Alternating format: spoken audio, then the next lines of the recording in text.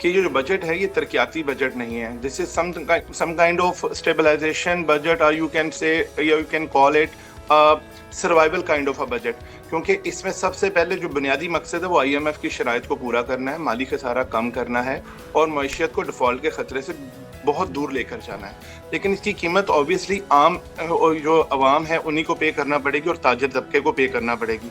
जहाँ तक अभी आपने मेंशन किया है, जो इस चीज़ इसमें जो मामलात या कुछ प्रोडक्ट्स या कुछ चीज़ें जो रिलीफ की तरफ गई हैं वो हिफ्ज़ान सेहत हैं ख़वातीन के हवाले से ख़ास तौर पे, या इसके बाद हम रिलीफ की अगर पहले बात कर लें इफ़ यू अलाउ मी, तो रिलीफ में सबसे पहले हम कहेंगे कि कंस्ट्रक्शन की जो मशीनरी है, जो गाड़ियां हैं, वो पहले उन पर ड्यूटी 20% थी, अब वो 10% कर दी गई है।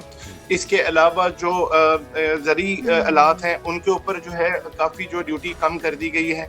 लेकिन इससे बहुत ज़्यादा चीज़ें जो रिलीफ की तरफ है वो आम आवाम तक रिलीफ जो पहुँचना है वो अभी बहुत दूर एक इक़दाम नज़र आ रहा है।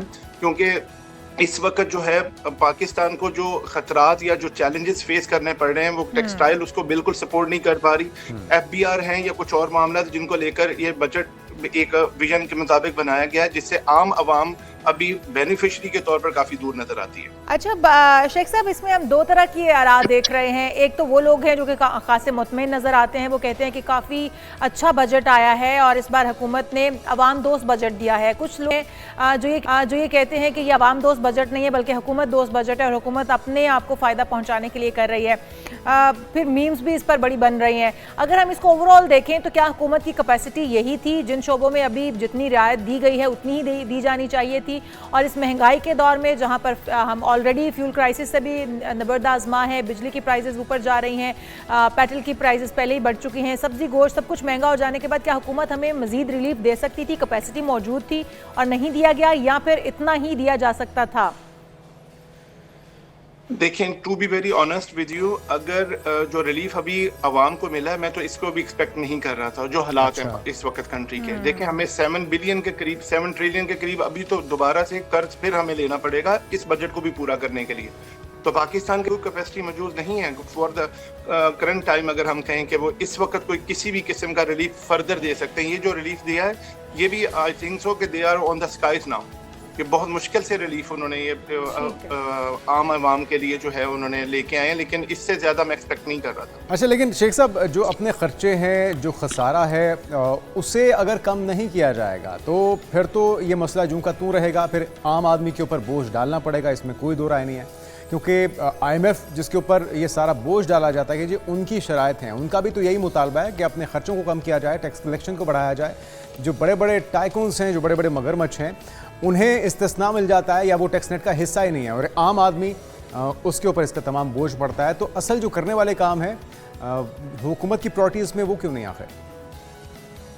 देखिए, ये आपकी बात बिल्कुल जेन्युइन है और लॉजिकल है। कैसे आएंगे जब हम कौमी असम्बली स्पीकर्स की सैलरी जो है 535% तक इंक्रीज कर देंगे, वफाकी वज़रा की सैलरी 140% तक इंक्रीज कर देंगे, तो ये प्रॉब्लम चैलेंजेस तो आएंगे। देखें, जो कफ़ाइश शुमारी है वो अब जहाँ पे करनी चाहिए वहाँ पे हो नहीं रही, इसमें आप बिल्कुल लॉजिकल कह रहे हैं।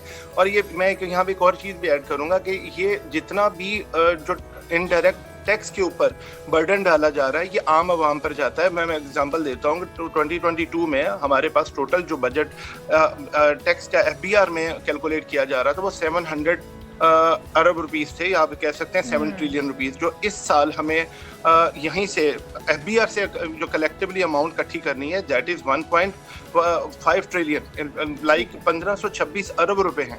तो ये 118% का increase with in 3 to 4 years जो है, ये कैलकुलेशन आम आवाम पर ही हो रही है, ये अशराफिया के ऊपर तो अमाउंट नहीं जा रही। ठीक है। अच्छा शेख साहब, ये भी बताइएगा, क्योंकि अभी तो वफाकी बजट आया है, सूबाई बजट अभी बाकी है। सूबाई बजट में एक तो ताखीर की वजूहात क्या हैं, और फिर दूसरा अगर सूबाई बजट आता है तो क्या ऐसा तो नहीं होगा कि सूबे के ऊपर जो पंजाब के शहरी हैं उनके ऊपर जो रिलीफ जो मिल रही है वफाकी बजट के अंदर वो भी ख़त्म हो जाएँ और एक भारी भरकम बोझ पड़े जब सूबों का बजट आए? ऐसा तो नहीं होने जा रहा? देखिए, जब आप टोटली जो पंजाब है that is the back spine of the country, और 50% ऊपर जब आप कंट्रीब्यूट कर रहे हैं मुख्तलिफ चीज़ों के अंदर, तो इसका सारा बर्डन जो है तकरीबन इससे ज़्यादा ही पंजाब के ऊपर ही आने वाला है। इसी वजह से इसको डिलेड भी है थोड़ा सा, ताकि कुछ चीज़ों में कैलकुलेशन मजीद करके पंजाब को रिलीफ मिले, लेकिन ये नज़र नहीं आ रहा कि रिलीफ की तरफ सूरत हाल जा रही है। अच्छा, स्टेशनरी आइटम्स भी बताया जा रहा है तमाम की तमाम महंगी हो गई हैं, किताब कलम कॉपी ये सब भी महंगा हो जाएगा, तो बच्चों के लिए, वालिदैन के लिए तालीम उन्हें दिलवा पाना बड़ा मुश्किल हो जाएगा। तो क्या एजुकेशन हमारी प्रायोरिटी नहीं है? जहाँ इतने शोबों में रिलीफ की बात हो रही है कि रिलीफ दी जा रही है, वहाँ पर एजुकेशन और हेल्थ सेक्टर को फरामोश कर देना, इग्नोर कर देना, क्या ये सही रहेगा? और अगर ये सूरत हाल रही तो पहले ही हमारी यूनिवर्सिटीज़ तक बच्चे नहीं पहुँच पा रहे, कॉलेजेस तक नहीं पहुँच पा रहे, अब तो स्कूल से ही उनकी स्टडीज़ का सिलसिला ख़त्म हो जाता है। तो क्या आप समझते हैं कि ये मुमकिन हो पाएगा कि वालिदैन अपने बच्चों को पढ़ा पाएँ आने वाले साल में?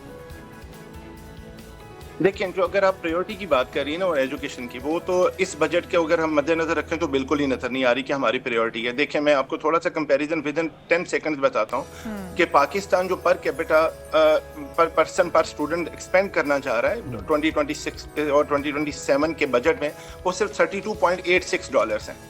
और यहीं पे अगर हम कंपैरिजन करते हैं अपने खिते का, तो आप देखते हैं कि चाइना में $425 हैं, इंडिया में 114 है, भूटान जैसा जो छोटा मुल्क है वो 251 दे रहा है, बांग्लादेश 76 दे रहा है, श्रीलंका $78 दे रहा है। जब इस लेवल का बजट हमारा आ रहा है कि जिसमें स्टूडेंट को या तालीम के ऊपर वो वाला फोकस बिल्कुल नहीं है जो हमारे साथ हमारे पड़ोसी ममालिक का है।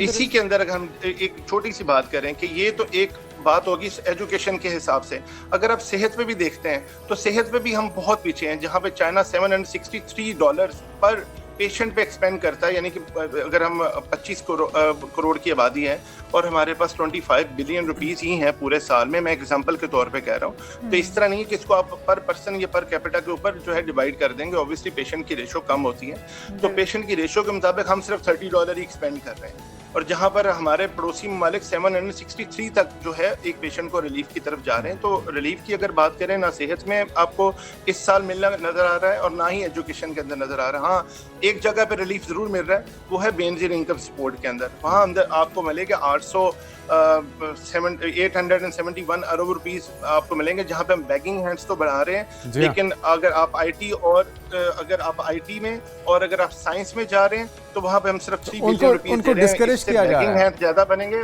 वर्किंग हैंड्स कम बनेंगे।